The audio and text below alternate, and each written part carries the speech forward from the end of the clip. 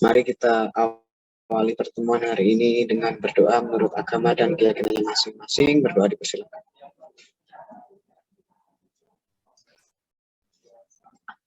Doa selesai.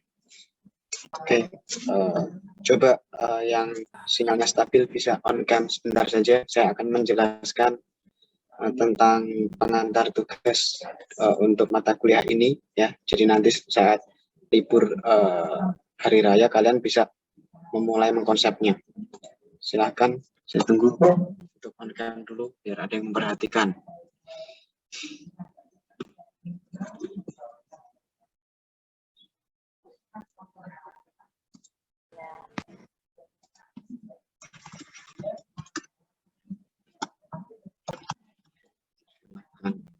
Kamera.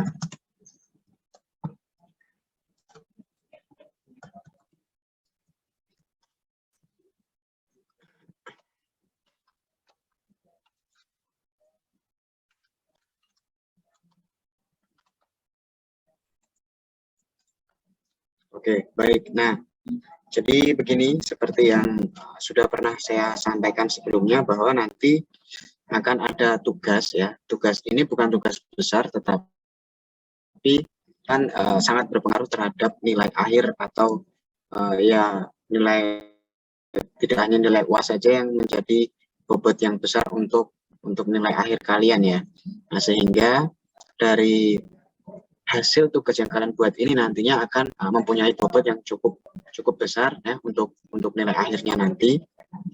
Nah, jadi harap diperhatikan dengan baik. Akan saya jelaskan secara singkat, padat, dan jelas. Semoga kalian bisa paham dengan penjelasannya. Kalau misalnya ada yang bingung, bisa kalian tanyakan nanti. Nah, jadi tugasnya ini adalah pengantar atau seputar dengan kelayakan finansial. Nah, jadi apa sih kelayakan finansial? Kemarin sudah kita bahas ya, bahwa di situ ada beberapa faktor yang harus diperhatikan untuk kita dalam membuat atau menjalankan sebuah usaha. Ya, yang pertama apa?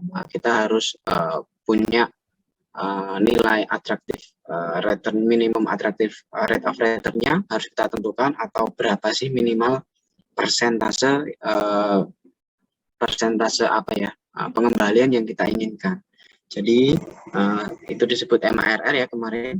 MARR itu kita menentukannya bagaimana, kemarin juga kita udah singgung itu, kita sudah bahas itu ya, bahwa kita harus melihat nilai suku bunga dulu, atau kita harus melihat nilai I dari apa ya, dari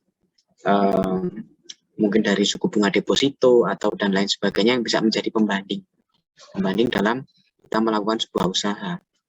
Nah, dari situ kita bisa menentukan MARR, itu minimumnya. Lalu berikutnya harus kita compile dengan seberapa sulit sih usaha ini ya, atau seberapa berisikonya usaha ini. Semakin berisiko ya kita harusnya sebanding dengan pendapatan yang akan kita targetkan ya. Kalau risikonya besar ya pendapatannya harusnya besar ya. Kalau risikonya kecil ya jangan berharap pendapatannya juga melimpah gitu. Nah, jadi yang logis aja ketika kalian membuat usaha itu ya, namun harus memperhatikan aspek-aspek tersebut, harus layak dulu. Nah, untuk analisis kelayakan kalian bisa, atau analisis sensitivitas kalian bisa menggunakan metode NPV gitu ya, benefit cost of ratio gitu kan, dan lain sebagainya, payback period gitu. Nah, dari situ kalian lakukan ya, harus layak dari NPV-nya, terus dari IRR-nya gitu kan. Nah, nanti dari analisis itu harus layak dulu. Kalau itu nggak layak ya berarti dilakukan, atau benar layak ya, seperti itu ya. Nah, jadi nanti sambil dibaca-baca lagi untuk materi sebelumnya. Nah, lalu analisisnya ya dilakukan setelah kalian, sebelum analisis sensitivitas itu berarti kan kalian harus melakukan ekivalensi gitu ya. Nah, ekivalensi itu apa? Yang kemarin dulu itu diagram cash flow Kalau mencari nilai B, kalau diketahui nilai F, mencari nilai B, diketahui nilai A, dan lain sebagainya. Nah, nanti diagram cash flow itu siapa yang membuat? Ya, kalian sendiri yang merencanakan. Nah, oleh karena itulah, nah, tugas ini yang pertama ya nanti ya ini selama libur hari raya kalian bisa mengkonsep ini ya. Saya harap nanti setelah masuk hari raya, setelah libur hari raya itu kalian sudah punya ini draftnya. Harus sudah punya. Besok akan saya tanya, akan saya cek ya. Nah, pertama kalian tentukan dulu jenis usahanya. Nah, jenis usaha di sini ya dari kacamata saya yang saya lihat tentunya bisa lebih dari ini ya. Nah, kalian bisa melihat peluang sendiri. Yang saya lihat itu adalah yang pertama usaha untuk memproduksi sebuah barang. Ya, memproduksi. Jadi kita tuh membuat, kita yang menciptakan barang, gitu kan. Jadi kita tuh produsennya. Nah, lalu kita juga bisa juga yang kedua adalah penyewaan produk. Nah, kita menyewakan. Jadi perhatikan di sekeliling kita. Tidak semua orang bisnis itu bersifat membuat, tapi dia juga bisa menyewakan buah produknya, ya enggak? Nah, jadi itu dia bisa menyewakan. Nah, menyewakan apa? Ya terserah kalian. Apapun yang bisa kalian sewakan. Kalau kalian mau jenis usahanya seperti ini, gitu kan? Tentunya apa? Modalnya akan berbeda. Ya, modalnya akan berbeda-beda. Nah, lalu yang ketiga adalah penjualan produk. Nah, kalau di sini kalian hanya menjual bersifatnya seperti distributor, seperti reseller dan lain sebagainya. Kita nggak membuat, tapi kita beli, gitu ya. Kita beli grosir, terus kita kemas ulang atau bagaimana, terus kita jual lagi. Atau kita beli part-partnya, terus kita hanya merakit, terus kita jual. Bisa seperti itu, ya. Jadi kita tidak menciptakan produknya, tapi kita hanya mencari part-partnya, kita jadikan satu, terus kita jual. Bisa begitu. Nah, lalu yang keempat adalah penjual jasa. Nah, jadi selain menjual produk, menyewakan produk, menjual produk, kita juga bisa menjual jasa. Jasa apa ya banyak kan? Nah, misalkan kalau kalian apa ya di industri untuk perencanaan tuh perencanaan apa misalkan? Kalau di teknik sipil nih misalkan jasa mendesain gambar. Nah, mendesain rumah, itu kan itu adalah sebuah jasa. Tidak ada produknya, itu produk wujudnya kan nanti oleh pembangunan gitu ya. Nah, kalau itu sifatnya adalah penjualan produk bangunannya gitu kan. Nah, jadi contohnya adalah seperti itu, sesuaikan saja dengan apa yang kalian pikirkan. Saya tidak membatasi usaha ini hanya sesuai dengan kebidangan kalian, tapi boleh di luar konteksnya, asalkan logis ya, jangan terus jualannya jualan yang receh-receh banget gitu ya, tapi yang prospek gitu. Oke. Sampai di sini tentang jenis usahanya dulu. Ya, paham? Paham, Pak. Oke. Kita lanjut. Next. Nah, lalu yang berikutnya, teman-teman semua silakan lakukan analisis SWOT. Nah, gitu. Analisis SWOT. Apa sih analisis SWOT itu gitu ya? Nah, SWOT sendiri itu adalah singkatan dari kata strength, weakness, opportunity, dan threat gitu ya. Nah, strength itu adalah kekuatan. Nah, kekuatan ini adalah semua kelebihan yang kalian yakini gitu, yang kalian miliki dari usaha ini. Itu misalkan kalian produknya ya kalian menjual produk mesin gitu, mesin yang ini cuman kita aja yang punya gitu. Nah, itu kan sebuah keyakinan nih, belum banyak orang yang menjual, belum banyak orang yang bisa memproduksi seperti ini. Nah, contohnya itu. Terus weakness itu adalah semua kelemahan yang dimiliki oleh perusahaan. Nah, misalkan apa kalau ini tadi kita membuat alat yang unik gitu ya, atau yang belum banyak nih orang yang bisa membuat.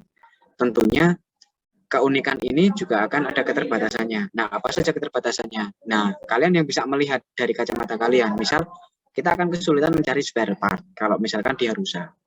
Atau kalau rusak itu orang akan kesulitan dalam maintenance-nya. Nah, kan ada tuh kendala-kendala seperti itu ya, pasti mengiringi. Nah, sebutkan sebanyak-banyaknya. Semakin banyak nanti kalian akan semakin akurat. Oh, jadi analisis perencanaan kalian itu udah banyak gitu. Nah, dari situ nanti ada juga yang namanya opportunity. Nah, opportunity itu kesempatan. peluang ya, peluang yang kalian identifikasi atau bisa kalian manfaatkan. Nah, tadi peluangnya adalah misal belum banyak yang jual di sini gitu ya, atau belum banyak orang yang bisa membuat alat seperti ini. Nah, itu opportunity gitu. Dan banyak usaha yang membutuhkan alat ini. Nah, itu kan sebuah peluang gitu ya. Oke.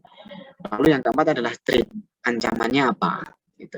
Kalau weakness itu kelemahan, kalau threat itu ancaman. Nah, yaitu semua hal yang teridentifikasi dapat menjadi ancaman perusahaan. Nah, ya hampir mirip ya weakness dengan threat gitu. Kalau weakness tadi mungkin lebih ke arah begini. Kita tuh sumber dayanya masih terbatas. Gitu ya, masih terbatas gitu. Nah, kalau threat-nya ancamannya mungkin alat ini masih baru dan belum banyak yang bisa mengoperasikan dengan baik gitu. Atau spare part-nya susah dicari gitu. Nah, misalnya seperti itu. Nah, ini ada contohnya misalkan. Nah, ini nanti kalian sajikan dalam bentuk tabel seperti ini. Ya, dalam bentuk tabel seperti ini di mana ada 4 tabel yang kalian sajikan. Yang pertama ini ada baris paling atas adalah SWOT, strength dan juga weakness-nya. Strength dan weakness. Nah, strength-nya ini ya, SPRO ini strength di sini adalah kekuatan yang harus dimiliki atau yang dimiliki dan harus digunakan dengan tepat agar peluang ini dapat dimanfaatkan secara maksimal. Nah, strength dan opportunity. Lalu di sini ada weakness dan opportunity. Nah, kelemahan ini harus diatasi agar tidak menghalangi peluang. Akan lebih baik jika kelemahan ini dapat dimanfaatkan bersama peluang ya. Jadi ini ada 2 dipasangkan dengan masing-masing ya. Ini dengan ini strength dengan opportunity. Lalu ada weakness dengan opportunity ya. Strength ini kekuatan, ini harus kita manfaatkan dengan baik agar menjadi peluang gitu kan. Lalu weakness ini juga harus diatasi agar bisa kita manfaatkan bersama dengan peluang yang ada. Nah, lalu ada strength dengan trait gitu ya. Nah, kekuatan kita atau kelebihan yang kita miliki ini harus kita gunakan untuk mengatasi ancaman yang ada. Nah, lalu untuk weakness dan juga trait-nya, kelemahan ini tidak boleh mendekatkan bisnis kita pada ancaman yang akan datang. Jadi sebisa mungkin ya jangan sampai weakness dan trait ini itu searah. Nah, coba kita jauhkan gitu. Nah, contohnya apa ya? Ya nanti ada contohnya. Oke. Nah, jadi berpasangan seperti ini ya, seperti matriks berpasangan seperti ini. Oke. Nah, contohnya nih misalkan ini ada contoh analisis SWOT-nya pada perusahaan alat kesehatan misalkan.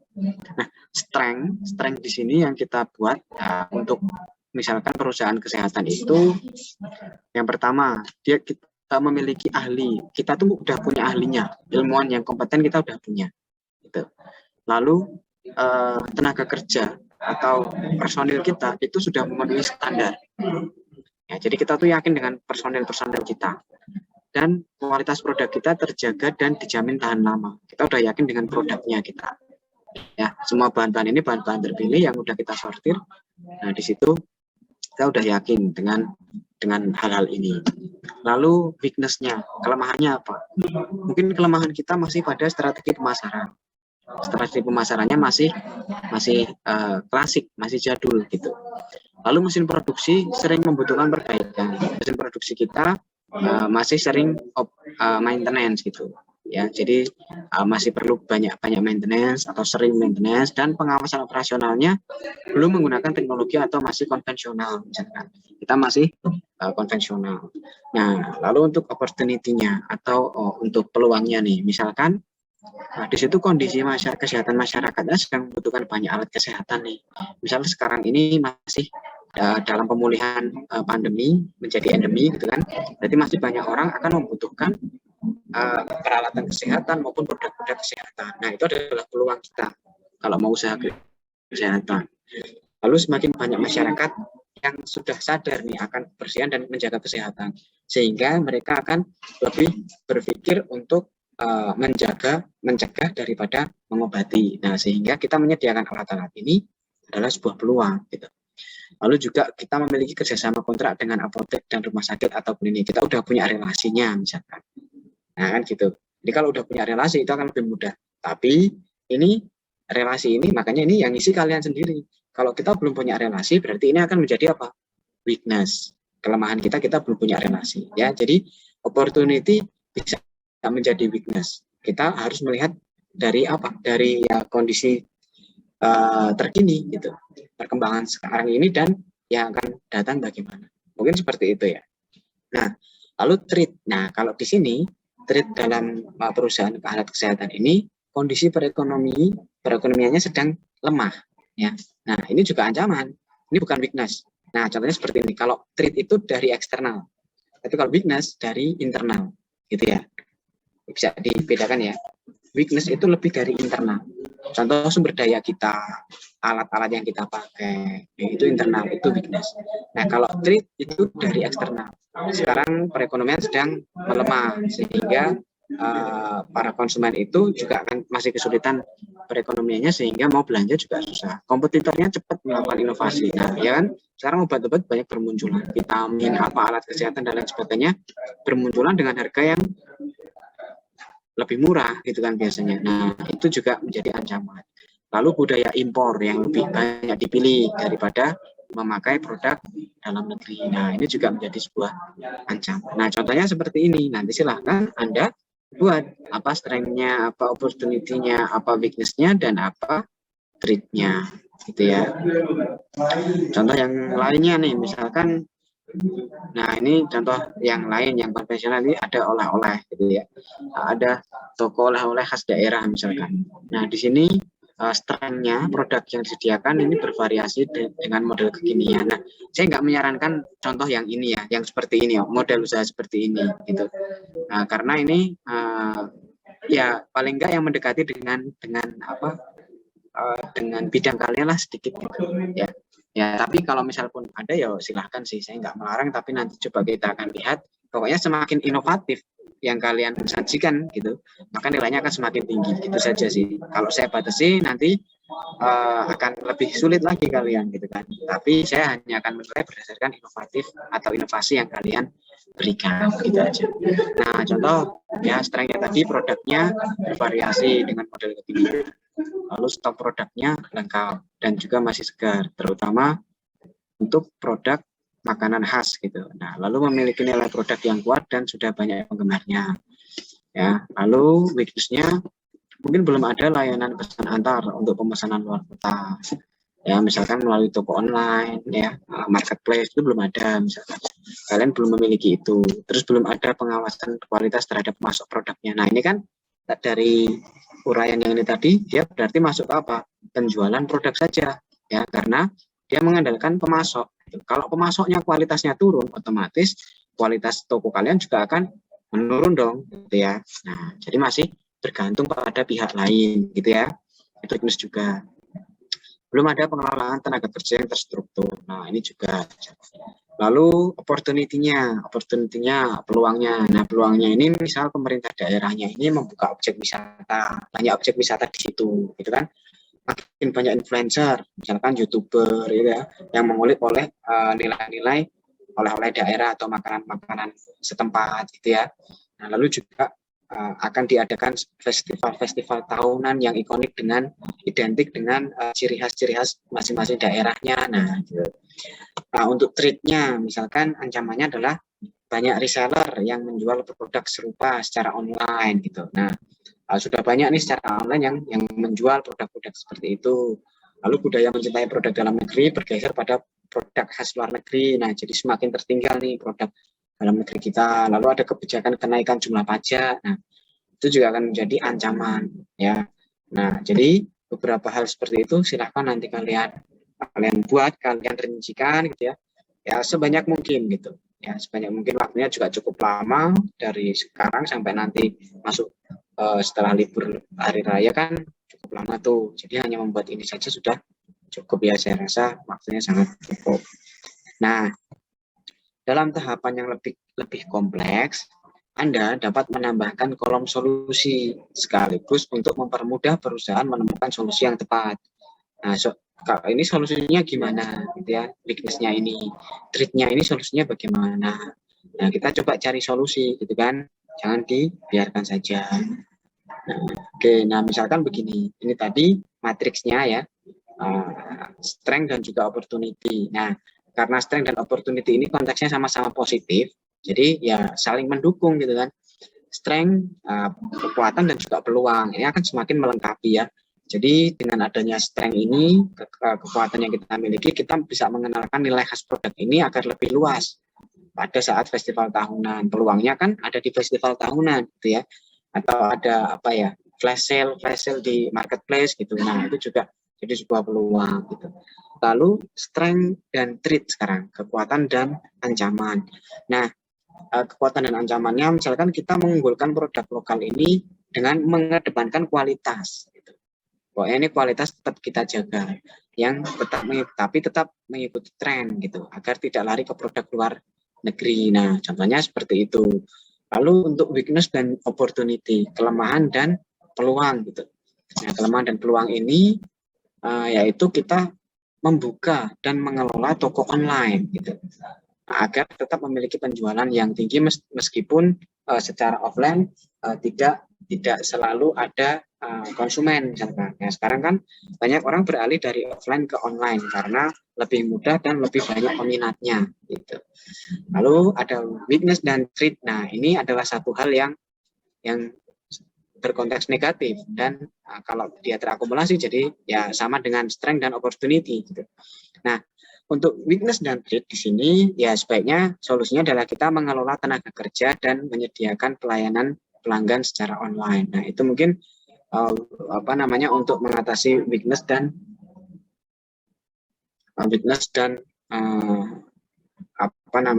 threat-nya. Oke, nah mungkin seperti itu ya. Nah, nanti silakan dibuat untuk matriksnya perbandingan seperti ini, dan nanti ya setelah kalian membuat tabelnya ini. Oke, nah lalu oke ya, ini analisis SWOT-nya bisa dipahami ya, nggak susah sih, nggak perlu pakai scoring angka-angka, nggak perlu, hanya uraian saja kalian jabarkan gitu.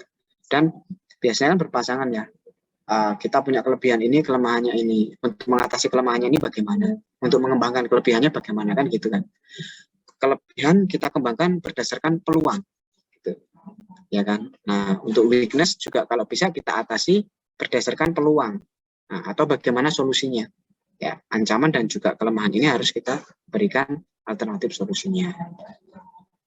Oke, lalu nah sebenarnya kunci dari sebuah usaha atau startup usaha seperti ini ada di planningnya. Nah, kenapa kalian saya minta untuk membuat SWOT-nya? Ya karena SWOT itu akan menunjukkan seperti apa nanti usaha ini, kelebihanmu apa, kelemahanmu apa, terus ancamanmu apa, terus adakah peluang di situ. Kalau nggak ada, mau kamu punya produk yang bagus, ya kan, produk yang belum ada sebelumnya, tapi kalau nggak ada peluang ya sama saja. Gitu. Nah, jadi kita harus melihat peluang dan juga ancamannya yang ada di situ juga. Gitu. Ya, nah lalu dari situ tadi kalian udah punya analisis SWOT-nya, ya. Setelah itu kalian rencanakan kelayakan finansialnya. Nah, kelayakan finansial seperti kemarin, ya. Di sini mungkin untuk tahap sampai ke MARR, analisis sensitivitasnya nanti dulu, gitu ya. Tapi silahkan kalian buat dulu perincian cash in dan cash out-nya, ya, daftar cash in dan cash out-nya. Pemasukan dan pengeluarannya ini dari mana, misalkan, ya kan. Nah, kalau produksi berarti kan pemasukannya itu dari penjualan. Produksi itu dari menjual produknya ini, atau kita nilai jual produknya kita, gitu. Ya kan.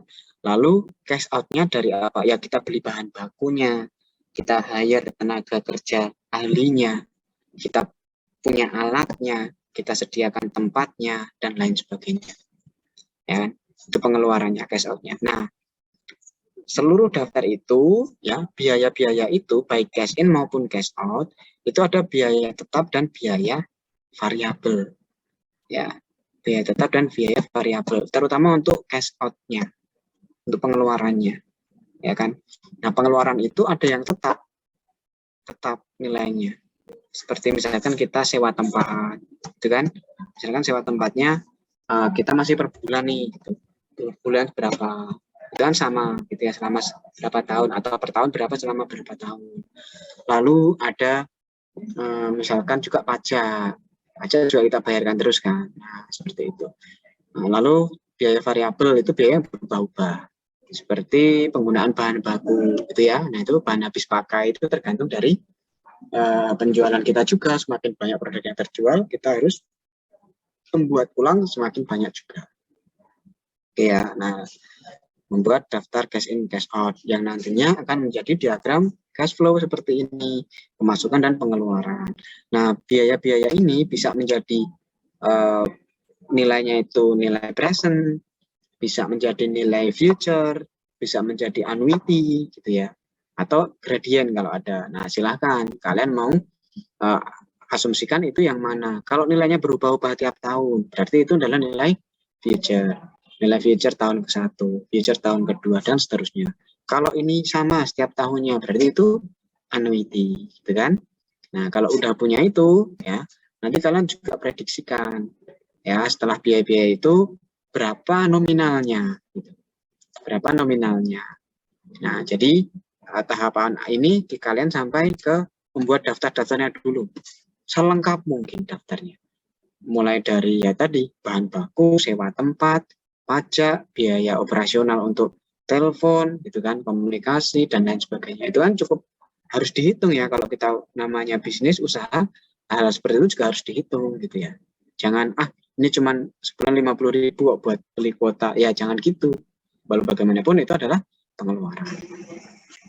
Oke, lalu next. Nah, ya ini biaya tetap ya. Biaya tetap itu adalah biaya yang pengeluarannya akan tetap, tidak berubah-ubah.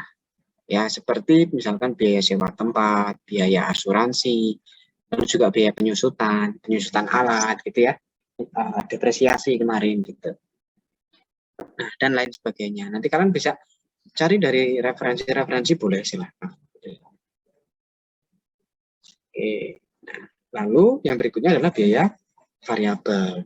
Nah, biaya variabel itu adalah pengeluaran dengan jumlah yang dinamis atau berubah-ubah, mengikuti peningkatan dan penurunan penjualan atau kegiatan operasional lainnya. Misalkan untuk biaya bahan baku, untuk biaya upah tenaga kerja harian. Tenaga kerja harian ini berbeda dengan gaji, gitu ya. Kalau gaji kan dia dibayar per bulan. Nah, ini mungkin tergantung operasional kita dalam konteks harian, misalkan tukang-tukang harian gitu ya, yang kita butuhkan beberapa hari saja untuk masa produksi, kalau enggak ya enggak gitu kan. Lalu ada biaya distribusi ya, untuk mendistribusikannya dan lain sebagainya ya. Dan biaya overhead ini adalah biaya lain-lain yang belum tersebutkan di situ, misalkan penggunaan alat tulis, penggunaan yang lainnya gitu ya. Nah, jadi itu nanti bisa kalian rincikan sendiri ya. Oke, dibuat dalam bentuk tabel saja ya. Untuk cash in itu biaya tetapnya apa, biaya variabelnya apa, buat dulu gitu kan. Nah, syukur kalau kalian bisa asumsikan, estimasikan juga dalam sudah bentuk nominal gitu. Nah, kalian punya target penjualan saya. Kalau saya sih lebih memprediksikan terlebih dahulu penjualannya atau pengeluarannya. Saya nargetkan ini laku sekian jumlah gitu. Kan dari laku sekian kita baru bisa menghitung produksinya. Kita harus buat berapa lagi. Kalau kita udah mentargetkan membuatnya, ternyata penjualannya ini lebih rendah daripada produksi kita, berarti kan nanti akan menumpuk banyak, gitu kan? Nah, jadi kita atur ritme produksi itu berdasarkan penjualan sebaiknya.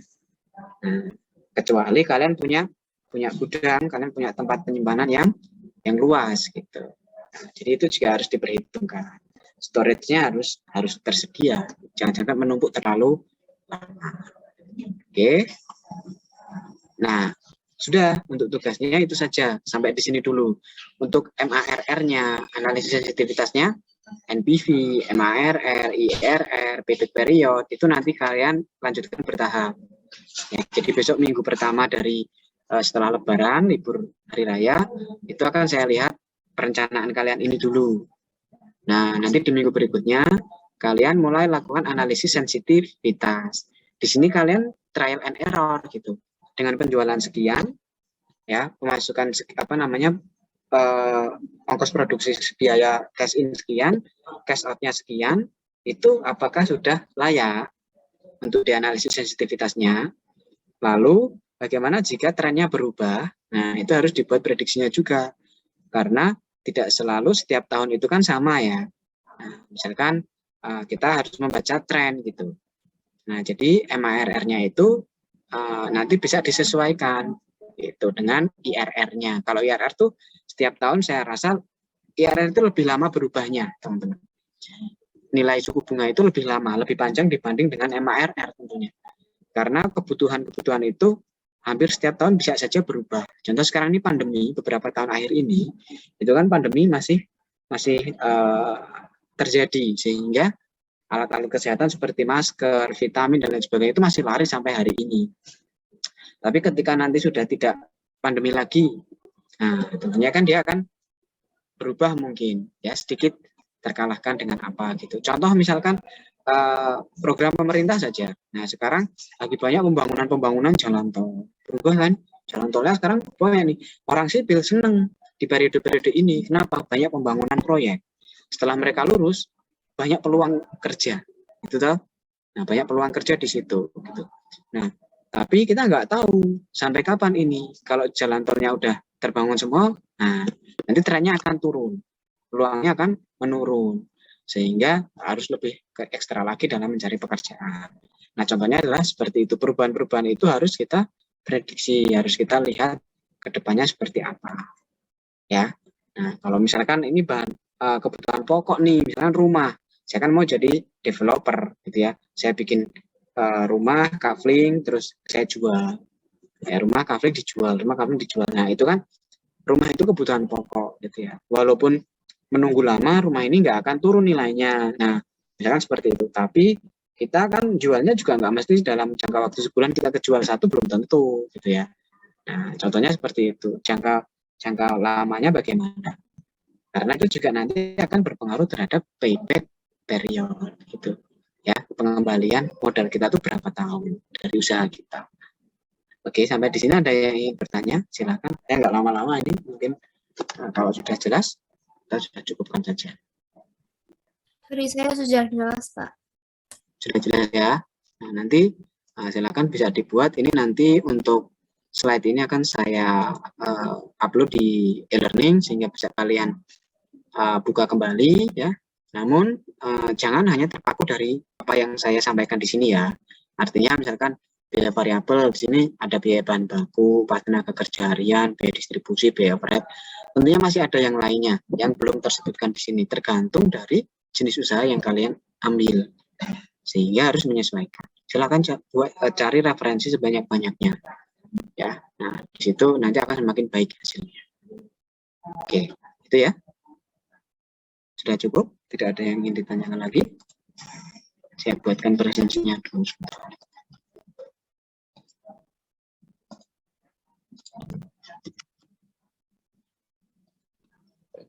Tadi perusahaannya bebas ya, Pak? Gimana?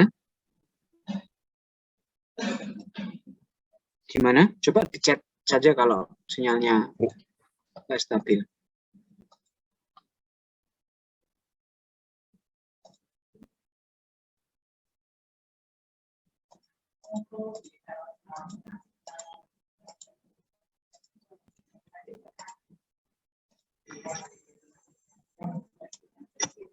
Ya, silakan boleh diketik di Zoom saja.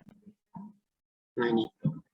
Ya, bebas. Perusahaannya bebas. Sebenarnya sih bukan perusahaan, tapi lebih cenderung ke usaha, sebuah investasi, bisnis usaha. Mau kasih nama perusahaan silakan, terserah saja. Gitu. Ya, ini tugasnya individu ya. Tugasnya individu. Nanti kalian gini membuatnya itu ya, untuk analisis perhitungannya lebih enak pakai Excel gitu kan, tabel kan pakai Excel, nanti kan lebih enak di situ ngolahnya ya. Terus kalau besok untuk tugas akhirnya, untuk penyajian akhirnya pakai PowerPoint gitu. Penyajian akhirnya pakai PowerPoint. Kalau untuk kalian menganalisisnya silakan pakai Excel agar lebih mudah. Belum bisa ya presentasinya? absennya belum bisa, Pak. Oh ya, coba. Salah kelas mungkin.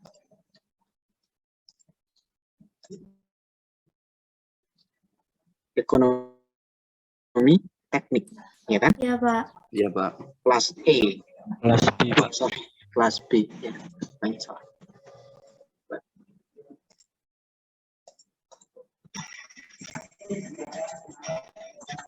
Ya, ini sudah.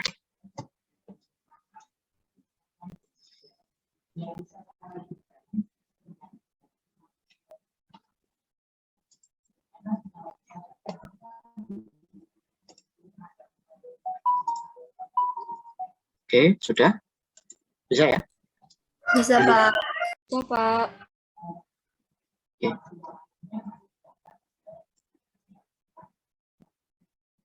Ya, baik. Itu saja mungkin. Nanti saya upload di e-learning untuk slide berikut yang barusan tadi. Ya, kita ketemu nanti setelah libur hari raya.